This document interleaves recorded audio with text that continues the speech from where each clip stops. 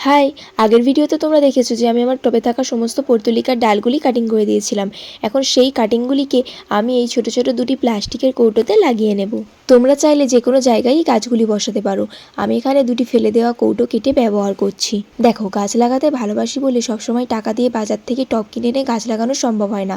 তাই বাড়ির আশেপাশে এরকম পড়ে থাকা জিনিসগুলোকেই কেটে কাজে লাগাই গাছ লাগানোর ক্ষেত্রে। আমার মনে হয় যে টাকা খরচ করে আমরা বাজার থেকে নতুন নতুন টব কিনে আনবো, সেই টাকায় খরচ করে যদি আমরা নার্সারি থেকে আরও নতুন নতুন গাছ কিনে আনি, সেটাই বরং বেশি ভালো হবে। তবে আমরা যেই টবেই গাছ লাগাই না কেন, একটা জিনিস খেয়াল রাখতে হবে, ড্রেনেজ হোল থাকা কিন্তু অত্যন্ত জরুরি, যাতে অতিরিক্ত জল টবের মাটি থেকে বেরিয়ে যেতে পারে।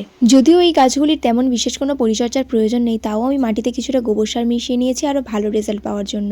এই ছোটো ছোটো পটগুলিতে এই পর্তুলিকা গাছগুলি দেখতে কিন্তু ভীষণই কিউট লাগছিল। তোমরাও এইভাবে ট্রাই করে দেখতে পারো। আজকের এই ভিডিওটা কেমন লেগেছে অবশ্যই কমেন্ট করে জানিও। দেখা হচ্ছে নেক্সট ভিডিওতে। বাই।